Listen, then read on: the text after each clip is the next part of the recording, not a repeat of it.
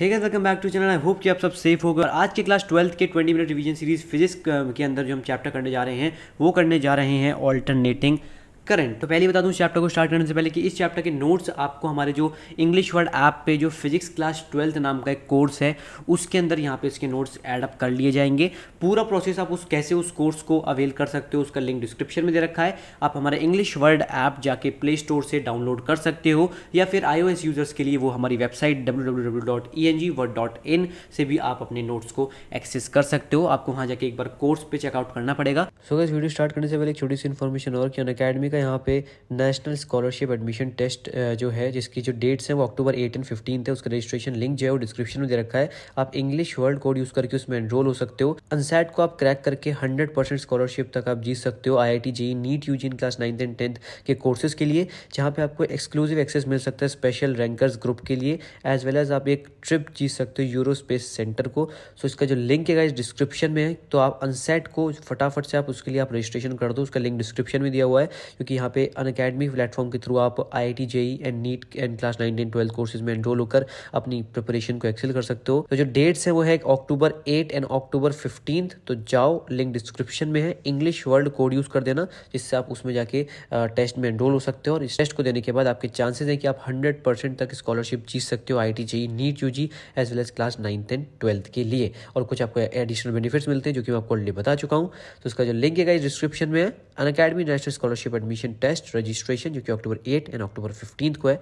फटाफट जाके एनरोल करो। तो without any further due guys, let's begin the video. तो सबसे पहले हम जो बात करने वाले हैं भाई, ऑल्टरनेटिंग करंट क्या होता है। इसको हम AC के नाम से ही पुकारते हैं। इस टाइप का करंट जो कि भाई चेंज होता जा रहा है, उसका मैग्नीट्यूड चेंज हो रहा है एंड उसका डायरेक्शन भी चेंज हो रहा है पीरियोडिकली उसका डायरेक्शन चेंज हो रहा है, उसका मैग्नीट्यूड चेंज हो रहा है। उस टाइप के करंट को हम जो नाम देते हैं उसको हम प्यार से बोलते हैं ऑल्टरनेटिंग करंट। हमने Ohm's law, joules law of heating पढ़ी हुई है, आपने ये 11th में ही पढ़ा था, तो आपको मैं बता दूं तो यहाँ पे जो ये करंट है AC जिसको हम बोलते हैं वो इन दोनों लॉज को फॉलो कर रहा होता है। इसका सिंबल डेफिनेटली कोई करंट का एक सिंबल होता है, तो इसका सिंबल कुछ इस तरीके से होता है, दैट इज ये, फिर ऐसा बीच में ऐसे करके ये, तो ये हमारा सिंबल होता है AC का।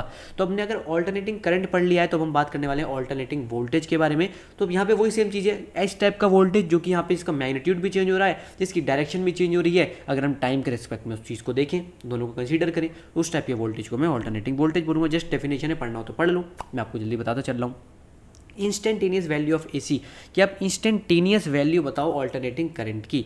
सो भाई यहाँ पे अगर हम कोई भी इंस्टेंट टाइम T ले लें, इस T टाइम के लिए उस टाइम पे ऑल्टरनेटिंग करंट की क्या वैल्यू होगी, उसको हम कहते हैं इंस्टेंटेनियस वैल्यू ऑफ AC। तो जहाँ पे एम्पलीट्यूड होता है, या फिर मैं बोल सकता हूँ पीक वैल्यू जिसे मैं बोलता हूँ ऑल्टरनेटिंग करंट की, वो मैक्सिमम वैल्यू होती है किसी भी ऑल्टरनेटिंग करंट की। अगर मैं एक साइकिल की बात करूँ पूरे ऑल्टरनेटिंग करंट की, उसमें 2 बार, ये आपका MCQ में आ सकता है कि यहाँ पे 2 बार आपकी जो वैल्यू होती है वो मैक्सिमम हो जाती है। तो ये रिवीजन पर्पस पे वीडियो, तो डेफिनेटली मैं कोशिश करूँगा आपको कुछ ऐसे क्वेश्चंस बताने की या फिर कुछ ऐसे चीज़ें बताने की जो कि डायरेक्टली क्वेश्चन सवाल में पूछा जाता है, मतलब आपके पेपर में पूछा जाता है, तो आप उसको याद डायरेक्टली कर सकते हो। ठीक है, अगर मैं एवरेज वैल्यू बताऊँ, उसका प्यारा सा बहुत फॉर्मूला होता है किसी भी पीरियड T टाइम के लिए। यहाँ पे होता है 1/T FDT, है ना। और यहाँ पे इंटीग्रेशन वैल्यू लिमिट देख सकते हो 0 से टाइम T तक के बीच में। मान लो यहाँ पे आपको कुछ एग्जांपल्स दे रखे हैं कि अगर इनका आप निकालना चाहो एवरेज वैल्यू, है ना, इनका एवरेज निकालना चाहो, तो साइन स्क्वायर ओमेगा T का जो एवरेज होता है, ये एवरेज का साइन होता है, ये होता है 1/2। Similarly cos square omega T का होता है 1/2। Similarly sine square omega T and cos square omega T का 1/2 होता है। Sine 2 omega T and cos 2 omega T का हमारा 0 होता है। तो इससे आप यहाँ पे एवरेज वैल्यू निकाल सकते हो। ये जस्ट इनके ये दे रखें कि अगर ये आते हैं तो इनका अगर एवरेज निकालना हो, इन टर्म्स का अगर एवरेज, बाकी चीज़ का एवरेज निकाल लोगे, बट अगर इन टर्म्स का एवरेज निकालना है तो वो आपका यहाँ पे वैल्यूज मैंने गिवन दे रखी है। ठीक है, RMS वैल्यू ऑफ AC, ठीक है, एंड इसको मैं प्यार से इफेक्टिव वैल्यू भी कहता हूँ। रूट मीन स्क्वायर वैल्यू जिसमें मैं कह सकता हूँ, पहले हमने स्क्वायर किया, फिर उसका मीन निकाला और लास्ट में रूट कर दिया। हम पीछे से चलते हैं, आपने पढ़ा होगा, अगर आपने पहले पढ़ा हो रूट मीन स्क्वायर, हमने उसमें पढ़ा था ना, ये केमिस्ट्री में पढ़ा था, ये है ना, तो वहाँ पे भी हमने बताया था। यहाँ पे इंटीग्रेशन वाले फॉर्मूले के बेस में यहाँ पे एक फॉर्मूला दे रखा हुआ है जिसमें आप देख सकते हो I² dt/dt, और यहाँ पे आपने इसको रूट कर दिया है 1/2, जिसको मैं कह सकता हूँ। सो यहाँ पे ये फॉर्मूला होता है आपका IRMS का। तो IRMS का फॉर्मूला वेरी वेरी इंपॉर्टेंट है, इंटीग्रेशन के टर्म्स में वाला फॉर्मूला होता है, बहुत आसान है। I² dt/dt, बस आपको इंटीग्रेट करना है, इनकी लिमिट्स रखनी 0 to T और यहाँ पे 0 to T, और फिर आप इसको अंडर रूट कर दो, जिसको या अंडर रूट कर दो, फिर 1/2 लिख लो, कुछ भी लिख सकते हो। ओके, फॉर्म फैक्टर क्या होता है? फॉर्म हमने दो चीज़ पढ़ी है अभी तक, हमने दो चीज़ पढ़ी है, एक है हमारी RMS वैल्यू, एक है हमारा एवरेज वैल्यू।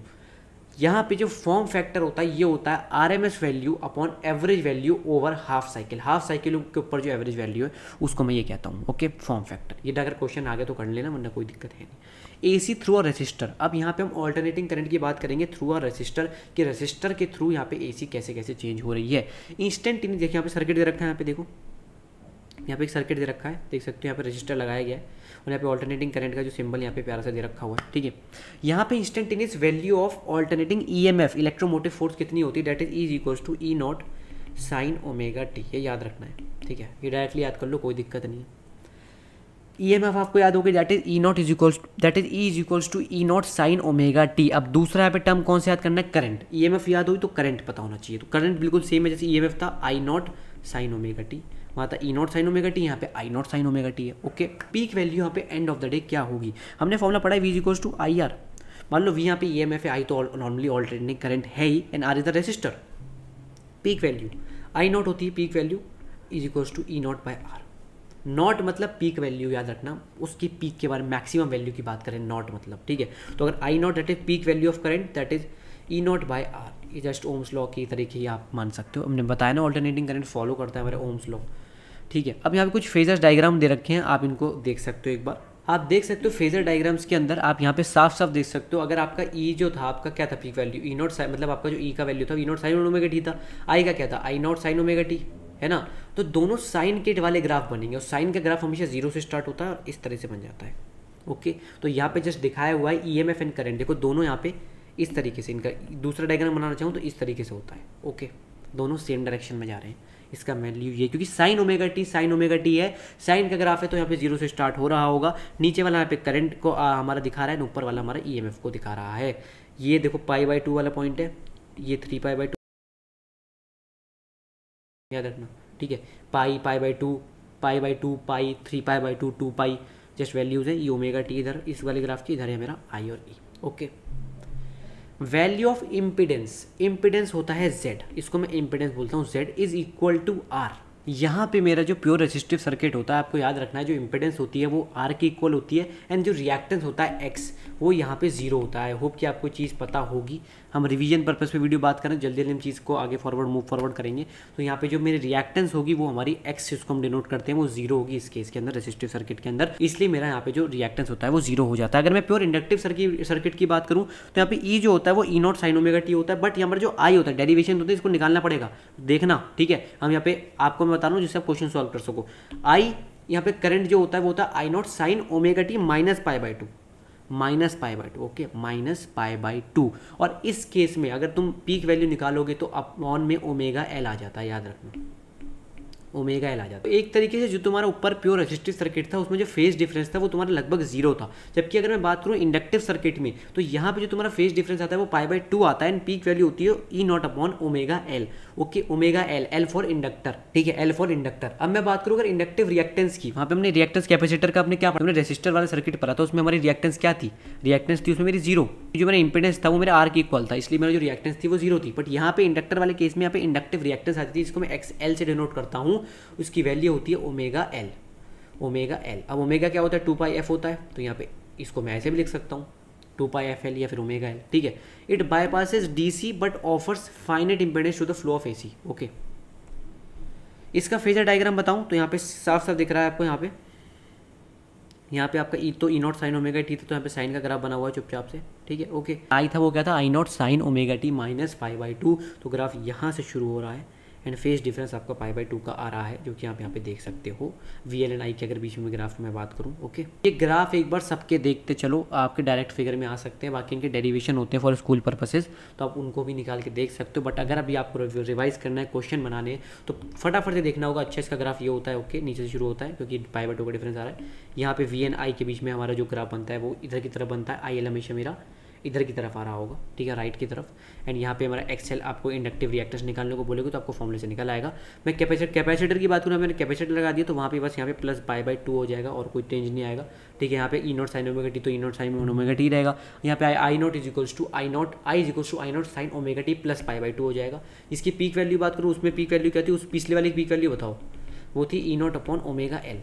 जबकि यहाँ पे क्या है, I not is equals to E not upon 1 by omega C, omega L, omega C नहीं होगा नीचे, 1 बाय ओमेगा सी हुआ, याद रखना 1 बाय ओमेगा सी। तो वहाँ पे इंडक्टिव रिएक्टेंस थी, यहाँ पे कैपेसिटिव रिएक्टेंस आ जाएगी, जिसकी वैल्यू होती है 1 अपॉन ओमेगा सी। वहाँ पे जो मेरी इंडक्टिव रिएक्टेंस की वैल्यू क्या थी, वो थी मेरी X L is equals to omega L, या फिर क्या है 1 अपॉन ओमेगा सी। इसको मैं क्या लिख सकता हूँ, 2 पाई एफ सी, ठीक है, सीधी सी बात है। इसको मैं I E not upon I naught के इक्वल रख सकता हूँ, जिसको मैं बोल सकता हूँ E R M S upon I R M S. तो एक्स सी जो मेरा होता है वो E R M S equals to I R M S का भी रेशियो भी हो सकता है। इसका फेजर डायग्राम देखो ऊपर से स्टार्टेड है, क्योंकि प्लस में है तो इसलिए ऊपर से स्टार्टेड है, प्लस पाई बाई 2 का डिफरेंस आ रहा है ना, वहाँ माइनस था तो वहाँ पे नीचे से स्टार्ट हो रहा था मेरा करंट का। बाकी ई एम एफ तो मेरा तो यहीं से स्टार्ट है, साइन ओमेगा टी का नॉर्मल ग्राफ होता है, ठीक है। अब देखो क्या हो गया, यहाँ पे वी सी जो है वो मेरा नीचे की तरफ हो गया, क्योंकि नेगेटिव है, माइनस पाई बाई 2, बाकी आई सी तो अपने जगह भी रहा, ठीक है। पर ये डायग्राम आपको देखने पड़ेंगे जब भी समझ में आ रहा होगा। मैं बात करूंगा एलआर सर्किट के बारे में। अब पहले हमने pure capacitive, pure inductive, pure resistive पढ़ लिया। तो मैंने क्या करा, मैंने रेसिस्टर और इंडक्टर दोनों को एक साथ जोड़ दिया। तो यहाँ पे मैंने रेसिस्टर को जोड़ दिया, इंडक्टर को जोड़ दिया। इसका पोटेंशियल वी आर से डिनोट किया, इसका वी एल से डिनोट किया। यहाँ पे मेरा normal E M F E है। तो ई तो ऑलरेडी जैसे पहले था, क्या था, E not E is equals to E not sine omega T, ठीक है। आई क्या है मेरा, I not sine omega T minus phi, omega T minus phi. अब फाइव क्या है भाई, यहाँ है फाइव फेज डिफरेंस। तो फाइव क्या है मेरा, tan inverse XL by R. अब एक्सएल मेरा क्या था, इंडक्टिव रिएक्टेंस था मेरा इसका। मेरा अगर मैं बात करूँ, एक्सएल क्या था मेरा, इंडक्टिव रिएक्टेंस, जिसको मैं बोल रहा था आर मेरा नॉर्मल रेसिस्टेंस है, ठीक है। तो मेरा जो फाइव है वो यहाँ पे tan inverse XL by R है। तो आपको ये याद रखना है कि इस एल आर सर्किट के अंदर जो करंट की इक्वेशन रहती है वो रहती है I not sine omega T minus phi, where phi stands for tan inverse XL by R, tan inverse XL by R. आपको पता है एक्सएल को क्या और हम क्या लिखते हैं, 2 पाई एफ एल, ओके, 2 पाई एफ एल, ओके। तो यहाँ पे मेरा जो पीक वैल्यू ऑफ करंट होगा वो भाई V is equals to I R, ohm's law लग रही है हर जगह, ठीक है।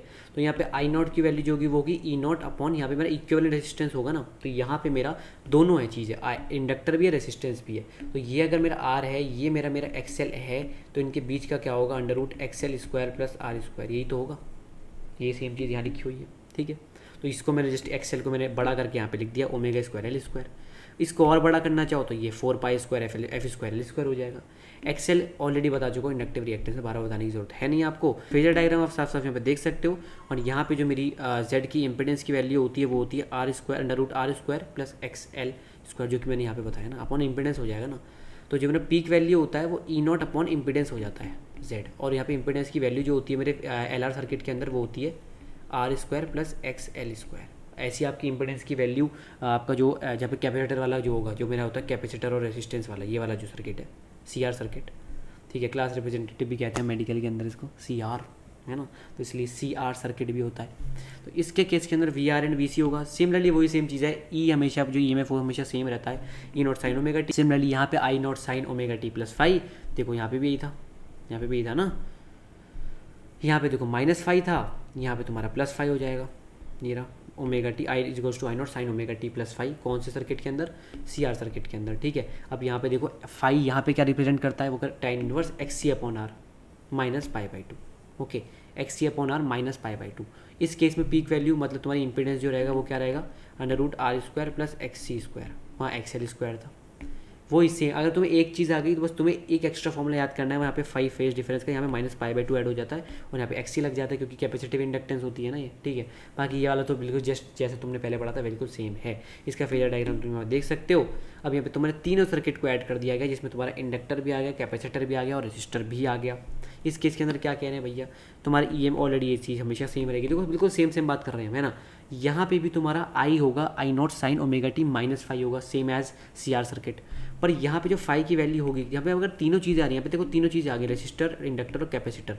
तो यहाँ पे जो तुम्हारा 5 होगा वो होगा tan inverse XL minus X C upon R. X L को माइनस करेंगे एक्स सी से upon R, okay. X C की वैल्यू बताना 1/ओमेगा सी, एक्सएल की है ओमेगा एल। सबकी वैल्यूज पता है, वैल्यू पुट करोगे तुम्हारा आंसर निकल आएगा। यहाँ पे पी नॉट वैल्यू तुम्हारा जो यहाँ पे तुम्हारा इंपेडेंस क्या होता है, R square plus X L minus X, बड़े में से छोटा माइनस करेंगे तो ये है तुम्हारा इंपेडेंस हो जाएगा। इसको तुम नीचे रख दो, तुम्हारा यहाँ पे पीक करंट आ जाएगा, ई नॉट अपॉन इंपेडेंस कर दोगे तुम्हारा पीक करंट आ जाएगा। समझ रहे हो, यहाँ पे सारी वैल्यूज तुम्हें ऑलरेडी दे रखी है, तुम्हें ऑलरेडी पता है। इंपेडेंस के बारे में ऑलरेडी तुम्हें बता चुका हूँ कि इस केस में इंपेडेंस तुम्हारी ये थी जो कि तुम्हें दिखा दी है। अब रेजोनेंस क्या होता है, रेजोनेंस में क्या होता है, तुम्हें एक कंडीशन याद रखनी पड़ती है रेजोनेंस के अंदर। तो रेजोनेंस के केस के अंदर तुम्हारा जो एक्सएल होता है वो एक्स सी के इक्वल हो जाता है, मतलब एक्सएल क्या ओमेगा एल हो जाता है 1/ओमेगा सी के इक्वल। ओमेगा क्या होता है 2πf(L) is equal to 1/2πf(c).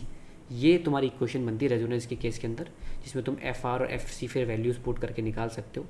ठीक है, ये रहा मेरा एफ आर, ये मेरा एफ सी। ठीक है, आई होप तुम्हें समझ में आ रहा हो। इस फ्रीक्वेंसी को मैं कह सकता हूँ नेचुरल फ्रीक्वेंसी ऑफ सर्किट। ठीक है, और ये जो फ्रीक्वेंसी होती है तुम देख सकते हो इंडिपेंडेंट है, देख रहे हो, independent of resistance, independent of resistance of the circuit. ठीक है, एट रेजोनेंस इम्पीडेंस क्या होगी, देखो सीधी सी बात, तुम्हारी यहाँ पे जो LRC सर्किट था उसमें इम्पीडेंस क्या थी, R² plus XL minus XC का होल स्क्वायर। तो अगर यहाँ पे तुम्हारा XL और XC दोनों बराबर हो गए तो ये टर्म तो जीरो हो जाएगी, तो Z इक्वल्स टू √R² हो जाएगा, तो Z इक्वल्स टू R हो जाएगा। तो मतलब यहाँ पे तुम्हारी जो इम्पीडेंस होती है वो मैक्सिमम होती है, जिसे मैं यहाँ पे कह सकता हूँ कि इस मैक्सिमम इम्पीडेंस कब होती है तुम्हारी प्योर रेसिस्टिव सर्किट के अंदर। प्योर रेसिस्टिव सर्किट के अंदर तुम्हारी जो इंडक्टेंस इंपीडेंस होती है वो जीरो, इंपीडेंस होती है वो आर होती है, इसलिए तुम्हारा जो इंडक्टेंस होता है वो जीरो होता है। At resonance the current in the circuit, अब यहाँ पे देखो रेजोनेंस के अंदर सर्किट में करंट क्या होगा, देखो ये टर्म तो जीरो हो जाएगा ना, फिर यहाँ पे अपॉन आर कर लोगे, समझ रहे हो ना, वही चीज़ फॉर्मूला बार बार पुट हो रहा है। एंड ऑफ दैट तुम्हें इसको इंपीडेंस से डिवाइड करना है ना, तो अगर तुम्हारा रेजोनेंस के अंदर इंपीडेंस की वैल्यू आर आ रही है तो तुम्हारे एट रेजोनेंस जो तुम्हारा करंट होगा वो भी ERMS अपॉन आर ही होगा ना। ठीक है, और इस करंट ये मैक्सिमम करंट होता है। ऐसी जो फिर वही बात है कि देखो फिर फेज एंगल पूछ रहे हैं तो फेज एंगल में क्या कर दोगे तुम, XL minus XC upon R था, तो ये दोनों अगर इक्वल हो गए तो ये जीरो हो गए, तो फिर तो फाई जीरो ही आ गए तुम्हारा फाइनली। ठीक है, that is alternating current and EMF are in phase, दोनों फेज में, क्योंकि अगर तुम्हारा फेज डिफरेंस जीरो आ गया तो वो सेम फेज के अंदर काम कर रहे हैं। Okay, sharpness of resonance half power point जिसे मैं कहता हूँ, तो इसको मैं कह सकता हूँ क्वालिटी फैक्टर से भी। ठीक है, क्वालिटी फैक्टर क्या होता है, F resonance upon delta F. ठीक है, F resonance upon delta F, या फिर अगर मैं तुम्हें बात चाहूँ तो मैं एक फॉर्मूला याद करो मेरे लिए, वो रहेगा omega naught L upon R या फिर 1/ओमेगा नॉट CR। ठीक है, ये वैल्यू तुम याद कर लेना। एंड ऑफ द डे अगर मैं क्वालिटी फैक्टर का तुम्हें एक बहुत प्यारा सा फॉर्मूला बताऊँ, वो होता है 1/r √L/C। ये फॉर्मूला भाई मन में बसा लो, बहुत ही अच्छा फॉर्मूला है क्वालिटी फैक्टर का, 1/r √L/C। बहुत सारे क्वेश्चन इस फॉर्मूले से आते हैं। पावर की बात करूँ तो तुम्हें कुछ नहीं करना, पावर क्या होगा, ERMS IRMS उसको cos फाई से मल्टीप्लाई कर दो चुपचाप। ओके, इसको अगर मैं इम्पिडेंस के केस में लिखना चाहूँ, इम्पिडेंस के रिस्पेक्ट में लिखना चाहूँ, तो I² RMS मतलब IRMS का whole square Z impedance cos phi होता है। फाई तो मैं फिर पता है फेज एंगल होता है। ओके, तो तुम्हें पावर का फॉर्मूला मिल गया, तुम्हें करंट का EMF का सबका फॉर्मूला मिल गया सारे टाइप के सर्किट्स के अंदर, तुम्हें ये याद करना है। ओके, जो तुम्हारा P है वो डिनोट कर रहा है मेरे ट्रू पावर को। अभी तुम्हारा जो ERMS इंटू IRMS का जो मल्टीप्लिकेशन है वो मेरी है एपरेंट या फिर वर्चुअल पावर। अगर मैं सिर्फ प्योर रेसिस्टिव सर्किट की बात करूँ तो उसमें ट्रू पावर और एपरेंट पावर दोनों इक्वल होती हैं। प्योर इंडक्टिव सर्किट की बात करूँ तो यहाँ पे तुम्हारी जो P होती है, तुम्हारा जो फेज डिफरेंस आता है उसके अंदर वो π/2 का होता है, तो cos फाई मतलब cos π/2 होगा, तो cos π/2 दैट इज 90, तो cos 90 0। तो एंड ऑफ द डे तुम्हारी जो पावर होती है इंडक्टिव में वो जीरो आ गई। ठीक, so no power loss takes place in the circuit having inductor only. ठीक है, मतलब इंडक्टर के अंदर, जब इंडक्टर होता है किसी भी सर्किट के अंदर तो हमारा कोई भी पावर का लॉस नहीं होता। देखो तुम्हें साफ साफ जीरो दिख रहा है। सिमिलरली प्योर कैपेसिटिव सर्किट में भी तुम्हारा जो फाई होता है वो π/2 होता है, तो इसके में अगर तुम यहाँ पे पावर के फॉर्मूले में रखोगे π/2 cos π/2 कितना होता है, cos 90 0, तो इसमें भी कोई पावर लॉस नहीं होती और फाइनली रिजल्ट जीरो आ जाता है। किसी भी सर्किट की बात करो, अगर मैं इन तीन टाइप के सर्किट की बात नहीं कर रहा हूँ तो मैं उसका पावर फैक्टर निकालना है, that is R/Z। R is the resistance and Z is the impedance. Okay, अगर मैं इसको यहाँ पे वैल्यूज पुट करके बताऊँ तुम्हें सब टाइप के सर्किट्स के लिए, तो मान लो RC सर्किट के बारे में जानना है, तो cos phi R/Z। RC circuit में इम्पीडेंस क्या था, R² प्लस 1/ओमेगा² C², याद करो मैंने पीछे बताया था। सिमिलरली अगर मैं LR सर्किट की बात करूँ तो LR सर्किट में इम्पीडेंस क्या था मेरा, R² प्लस ओमेगा² L², तो मतलब तुम्हारा जो cos फाई होगा वो कितना होगा, R/√R² that is impedance ओमेगा² L²। ये होना चाहिए ना, तो देखो यही है। ठीक है, LCR सर्किट में इम्पीडेंस क्या था, √R² plus XL minus XC का होल स्क्वायर, ये तो था। देखो यही है, XL और XC की वैल्यू बस लिख दी यहाँ पे, R से डिवाइड कर दो तो तुम्हारा cos फाई की वैल्यू आ जाएगी। सब टाइप के सर्किट्स के निकाल के दिखा दी मैंने तुम्हें। In a series LCR circuit power is dissipated only in resistor which becomes maximum at resonance. ये थ्योरी का सवाल है कि LCR सर्किट के अंदर जो तुम्हारी पावर डिसिपेट होती है वो सिर्फ रेसिस्टर के कारण ही होती है, रेसिस्टर के अंदर ही होती है, ठीक है। वो मैक्सिमम होती है कब, जब रेजोनेंस हो रहा होता है। Last topic transformer. A transformer works on the principle of mutual induction. Mutual induction के केस में वर्क कर रहा होता है। It is static device that is use to increase और डिक्रीज द वोल्टेज। अब AC सर्किट में क्या होता है, तुम्हारा यहाँ पे करंट बार बार चेंज हो रहा है, वोल्टेज तुम्हारा AC वोल्टेज की बात करूँ वो, अगर तुम्हारा मैं यहाँ पे ऑल्टरनेटिंग वोल्टेज की बात करूँ तो वो पीरियडिकली चेंज हो रहा है। तो अगर मुझे उसको चेंज इंक्रीज करना है या फिर डिक्रीज करना है AC सर्किट के अंदर, उसके लिए मैं ट्रांसफार्मर यूज़ करता हूँ। यहाँ पे कुछ उनके पार्ट्स दे रखे हैं कि मैं लैमिनेटेड आयरन कोर यूज़ करता हूँ, कॉइल्स यूज़ करता हूँ, प्राइमरी सेकेंडरी सर्किट्स होते हैं तुम्हारे, है ना। यहाँ पे बहुत प्यारी सी समरी दे रखी है कि टाइप्स ऑफ ट्रांसफार्मर के बारे में बताऊँगा। स्टेप अप ट्रांसफार्मर होता है, स्टेप डाउन होता है। स्टेप अप में क्या होता है, जो तुम्हारा सेकेंडरी जो वोल्टेज होता है ना, सेकेंडरी जो वोल्टेज होता है मेरा वो ज़्यादा होता है प्राइमरी के कंपेरिजन में। नंबर ऑफ टर्न्स जो सेकेंडरी कॉइल के होते हैं, सेकेंडरी वाले सर्किट के, वो ज़्यादा होते हैं कंपेयर टू प्राइमरी। जो करंट होता है वो प्राइमरी में ज़्यादा होता है सेकेंडरी के कंपैरिजन में। तो तुम्हारे यहाँ पे सेकेंडरी हर चीज़ में जीत रहा है, पर जो तुम्हारा प्राइमरी है वो तुम्हारा करंट के मामले में जीत गया। सिमिलरली तुम्हारे स्टेप डाउन की बात करूँ, अगर मैं स्टेप डाउन में तुम डाउन कर रहे हो तो तुम्हारा जो प्राइमरी होगा, तो तुम्हारा लास्ट और सेकेंडरी निकल रहा होगा वो कम होगा, तो इसलिए तुम्हारा जो वोल्टेज प्राइमरी वो ज़्यादा, तुम्हारा नंबर ऑफ टर्न्स प्राइमरी में ज़्यादा, और तुम्हारा उल्टा हो जाएगा यहाँ पे करंट के अंदर, ठीक है। तो स्टेप अप आया तो VS को तुम बढ़ाओगे, उसी के साथ IS को, उसी के साथ number of turns in secondary में बढ़ाओगे, बट तुम्हारा जो करंट है वो जस्ट उल्टा हो जाएगा। अगर तुम्हारा स्टेप डाउन आया तो डाउन में क्या करोगे भाई, डाउन में क्या कर दोगे, तुम्हारा जो प्राइमरी है वो बढ़ जाएगा, तुम्हारा number of turns in primary coil बढ़ जाएंगे, तुम्हारा जो मेन क्या है तुम्हारा करंट होगा वो कम हो जाएगा, प्राइमरी सेकेंडरी में ज़्यादा हो जाएगा। लॉसेज इन ट्रांसफार्मर एक बार ज़रूर पढ़ना, बहुत आसान है। या तो कॉइल की वजह से लॉस हो सकते हैं, फिर कोर में कुछ दिक्कत आ सकती है, हीट लॉस हो जाए या फ्लक्स लॉस हो जाए, है ना, हिस्ट्रेसिस हो जाए या एडी करंट्स हो जाए। ये बहुत इंपॉर्टेंट है, इनके बारे में पढ़ लेना कि इनको मैं कैसे कंट्रोल कर सकता हूँ। जैसे एडी करंट का आता है तो बता देना कि तुम अगर कोर को लैमिनेट कर दोगे तो तुम एडी करंट्स को, यहाँ पे जो लॉस हो रहा है एडी करंट्स का, उसको तुम बचा पाओगे। हिस्टेरेसिस आ सकता है, तुम अगर वहाँ पे हाई म्यू का कोई तुम अगर ले रहे हो, कोई भी मटेरियल यूज़ कर रहे हो, तो तुम हिस्टेरेसिस को तुम क्या बोल सकते हो, उसको कंट्रोल कर सकते हो। जैसे सॉफ्ट आयरन इसके एक एग्जांपल है। अगर मैं बात करूँ यहाँ पे किसी भी ट्रांसफार्मर की अगर एफिशिएंसी 100% है, मतलब 100% एफिशिएंसी के साथ एक ट्रांसफार्मर काम कर रहा है, तो उसके जो K होगा, that is the transformer ratio, वो तुम्हारा ये होगा। बहुत आसान है, ES/EP is equals to NS/NP is equals to IP/IS। देखो यहाँ पे देखो, जो बड़ा है ना वो हमेशा ऊपर है। स्टेप अप के केस के अंदर, स्टेप अप के अंदर तुम्हारा क्या था, ये सेकेंडरी वाले बड़े थे, जबकि करंट जो था प्राइमरी में बड़ा था। तो जस्ट तुम्हें याद करा रहा हूँ, तुम कैसे याद कर सकते हो उसको, ओके। अगर मैं बात करूँ एफिशिएंसी ऑफ ट्रांसफार्मर का एक डायरेक्ट फॉर्मूला, तो तुम बहुत अच्छा सा, बहुत ही प्यारा फॉर्मूला मिलता है, ES/IS/EP/IP। मतलब तुम्हारा जो पोटेंशियल, मतलब तुम्हारा EMF वो सेकेंडरी में कितना है और करंट तुम्हारा सेकेंडरी में कितना है, मतलब आउटपुट पावर कह सकता हूँ। पावर क्या होता है, P is equals to VI होता है ना। अगर नॉर्मल बात करूँ, P is equals to VI होता है। V क्या है यहाँ पे केस में, E होता है। I तो नॉर्मल I है ही, तो यहाँ पे सेकेंडरी एंड प्राइमरी दो में अलग अलग डिवाइडेड है, तो तुम output power upon input power कर दो। आउटपुट पावर क्या है, ES, जो कि सेकेंडरी वाला है, तो ES/IS। इनपुट पावर क्या है, IP इंटू EP। तुम्हारा ये है एफिशिएंसी ऑफ ट्रांसफार्मर का प्यारा सा फॉर्मूला। तो ये इस चैप्टर में बता रहा हूँ, बहुत ही फॉर्मूला बेस्ड चैप्टर है। तुम्हें सारे फॉर्मूले पता होने चाहिए, कुछ कुछ टर्म्स का मतलब पता होना चाहिए, इंपीडेंस क्या है, रिएक्टेंस क्या है, वो कैसे कैसे चेंज हो रही है अलग अलग टाइप के सर्किट्स के अंदर, उनके फेजर डायग्राम्स पता होने चाहिए, cos फाई की वैल्यू कैसे कैसे चेंज हो रही है, ट्रांसफार्मर के बारे में पता होना चाहिए, है ना, जो मैं तुम्हें बता दिया कुछ कुछ चीज़ें, कैसे कैसे उनमें लॉसेज हो रहे हैं, वो कैसे कैसे कंट्रोल हो सकते हैं, स्टेप अप क्या होता है, स्टेप डाउन क्या होता है, जो मैं तुम्हें शुरू में बताया, कुछ कुछ डेफिनेशन, ऑल्टरनेटिंग करंट क्या होता है, ऑल्टरनेटिंग वोल्टेज क्या होता है ना। मेनली जो यहाँ पे यही है कि तुम्हारे जितने भी सर्किट्स हैं ना, pure resistive, pure inductive, pure capacitive, उनके बारे में, उनकी E0 उनकी I0 कैसे चेंज कर रही है, उनकी पावर कैसे चेंज करिए, उनके फेजर डायग्राम्स कैसे हैं। सिमिलरली जो तुम्हारा फिर कॉम्बिनेशन में आ गए, CR सर्किट हो गया, LR सर्किट हो गया, तुम्हारा LCR सर्किट हो गया, उसकी इंपेडेंस कैसे चेंज हो रही है, रिएक्टेंस कैसे चेंज हो रही है, I0 की वैल्यू चेंज कैसे हो रही है, P की वैल्यू कैसे चेंज हो रही है, ये सब तुम्हें इन फॉर्मूलेस के यूज़ करके तुम्हें पता लग जाएगा। आई होप कि मैंने पूरी कोशिश करी तुम्हें बहुत सारी चीज़ समझाने की, क्योंकि ये चैप्टर जितना समझने का उतना ज़्यादा याद करने का भी तुम्हें फॉर्मूलेस वगैरह पता होने चाहिए। तो तुम्हें जितना ज़्यादा बार तुम इस चैप्टर को रिवाइज कर सको उतना बार प्लीज़ करने की को ट्राई करो।